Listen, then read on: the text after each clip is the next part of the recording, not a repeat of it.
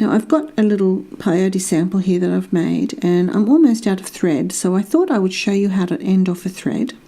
Now the first thing to do is you've got two options. You can either leave this thread on and bring in your new one so that you remember where this is, or for me, I know I'm coming out of the top here and I'm opposite my little stopper bead. So I know that I'm coming out of here, so I know that's where I have to come out of again. So it's important to make a note of where you're coming out, or as I said, leave the thread and then weave it in later. I'm going to come across here and then come through a few beads, maybe on the diagonal. And what I can do is just weave in and out a bit, up and down, and staying within the thread path, so I can go across here, because remember, if you do that, see, it buries in and gets lost, and then you can go up another one. Now if you want to, you can do a little half hitch knot on the side, or even, which I do if I'm only using a single thread, I can do in between the beads. See, you can come out here and do a half hitch. It's not necessary with peyote stitch, but I will show you just in case, you know, you're doing a different thing and you do need to do it. So you come under the thread here, and see, I've got a loop, and then just back through the loop, and then just make a tiny little knot. And then I can just go back down a bead and weave a few in again. Now, I've also sometimes if I need to, I'll do a half hitch knot between here. With peyote stitch, you don't need to, but you can actually pick up a little thread between the beads.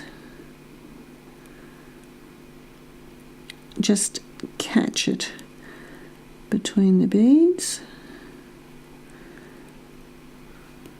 Or not. There we go. See, I've just caught that little thread there between the beads, and again I can come in and do a little half hitch knot. Some people don't like to do it between the beads, but look, I prefer it actually than the edge, because it tends to, when you go down through your next bead, you can bury it, never to be seen again. Which, oops. See, look, it's completely gone, and you'd never know, whereas the one on the edge you can see. So alternatively, you can just weave up and down and around, and that's it. So that's how you finish off your thread, and then just come in and snip it. The other thing you can do is, remember, we need to come out of this, so I'll show you how to bring in a new thread. Now remember, there's my stopper bead, so I need to come out of this one. So I've just got a new thread prepared, and again I'll start, you know, a little way in, and say maybe about here, a couple of rows in, bring my thread through, leave a little tail so you can just, if you've got something to hold on to, and we'll snip this off later. And then I'm just going to weave up and down and around a little bit.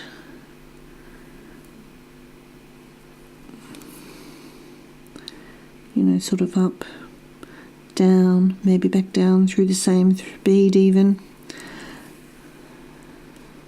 Now if you want to, you could always put a little knot between, like I did before, or not. But by going up and down and around, that's actually at least 2 or 3 times, you know, up and down and around, and then up into position through one, and then back through that bead where I want to be, and then I'm ready to start again. I can just come in then, so you can see I'm pulling out, it's not going anywhere, so I can safely come in and snip that off, and there you go, my new thread's ready to go.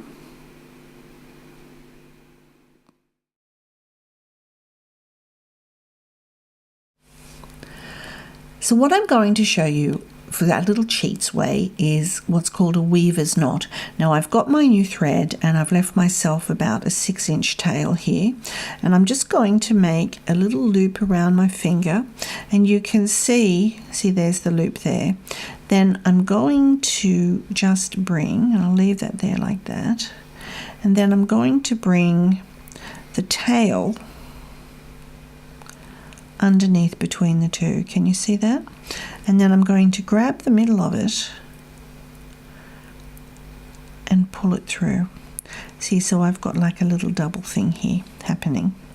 Then I'm going to, and this is important, hold this end and pull on this end nice and tightly so that you've got that nice and tight. So I've still got my loop. So I'm only holding the loop and one of the threads, and I'm pulling tight.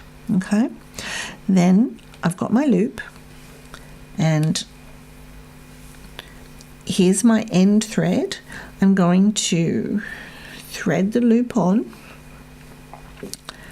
and then I'm going to get the two ends, and see I'm down about 1/2 inch to 1 inch from here, and then I'm just going to get the two ends and very carefully pull them together over. I'm not touching this bottom one, I'm just pulling them together, and you pull firmly and you'll hear a click. There, did you hear that? And so now I'm ready. I've got my needle and my new thread. Don't worry about these two. And then I'm going to just bring in some beads, and I'm going to continue working in peyote stitch. And what happens is I pick up a bead and go through a bead, and you see everything pulls through. Don't worry about these ends. Then I pick up a bead and go through, and see everything is getting all picked up inside.